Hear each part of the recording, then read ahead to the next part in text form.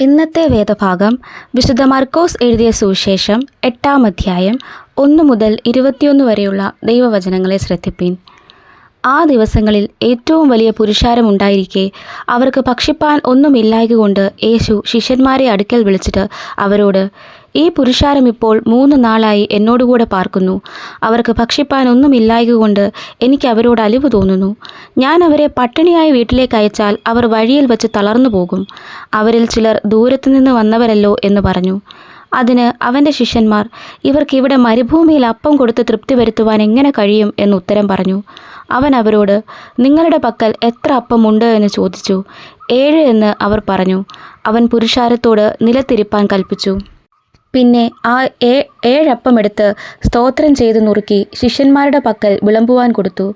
അവർ പുരുഷാരത്തിന് വിളമ്പി. ചെറിയ മീനും കുറെ ഉണ്ടായിരുന്നു.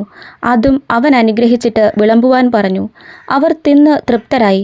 ശേഷിച്ച കഷണങ്ങൾ 7 വട്ടി നിറച്ചെടുത്തു. അവർ ഏകദേശം 4000 പേരായിരുന്നു. അവൻ അവരെ പറഞ്ഞയച്ച ഉടനെ ശിഷ്യന്മാരുടെ കൂടെ പടക് കയറി ദൽമനൂഥ അംശങ്ങളിലെത്തി. അനന്തരം പരീശന്മാർ വന്ന് അവനെ പരീക്ഷിച്ചുകൊണ്ട് ആകാശത്ത് നിന്ന് ഒരടയാളം അന്വേഷിച്ച് അവനുമായി തർക്കിച്ചു തുടങ്ങി. അവൻ ആത്മാവിൽ ഞരങ്ങി, ഈ തലമുറ അടയാളം അന്വേഷിക്കുന്നതെന്ത്? ഈ തലമുറയ്ക്ക് അടയാളം ലഭിക്കയില്ല എന്ന് ഞാൻ സത്യമായിട്ട് നിങ്ങളോട് പറയുന്നു എന്ന് പറഞ്ഞു. അവരെ വിട്ട് പിന്നെയും പടക് കയറി അക്കരയ്ക്ക് കടന്നു. അവർ അപ്പം കൊണ്ടുപോരുവാൻ മറന്നുപോയിരുന്നു. പടകിൽ അവരുടെ പക്കൽ ഒരപ്പം മാത്രമേ ഉണ്ടായിരുന്നുള്ളൂ. അവൻ അവരോട്, നോക്കുവിൻ, പരീശന്മാരുടെ പുളിച്ചമാവും ഹെരോദാവിൻ്റെ പുളിച്ചമാവും സൂക്ഷിച്ചു കൊള്ളുവിൻ എന്ന് കൽപ്പിച്ചു. നമുക്ക് അപ്പമില്ലായ്കയാൽ എന്ന് അവർ തമ്മിൽ പറഞ്ഞു. അത് യേശു അറിഞ്ഞ് അവരോട് പറഞ്ഞത്, അപ്പമില്ലായ്കയാൽ നിങ്ങൾ തമ്മിൽ പറയുന്നതെന്ത്? ഇപ്പോഴും തിരിച്ചറിയുന്നില്ലയോ? ഗ്രഹിക്കുന്നില്ലയോ? നിങ്ങളുടെ ഹൃദയം കടുത്തിരിക്കുന്നുവോ? കണ്ണുണ്ടായിട്ടും കാണുന്നില്ലയോ? ചെവിയുണ്ടായിട്ടും കേൾക്കുന്നില്ലയോ? ഓർക്കുന്നതുമില്ലയോ?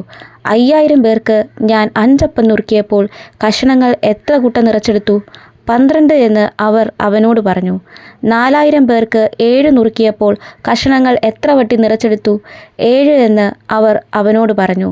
പിന്നെ അവൻ അവരോട്, ഇപ്പോഴും നിങ്ങൾ ഗ്രഹിക്കുന്നില്ലയോ എന്ന് പറഞ്ഞു. ഈ വചനങ്ങളാൽ ദൈവം നമ്മെ ഏവരെയും അനുഗ്രഹിക്കട്ടെ.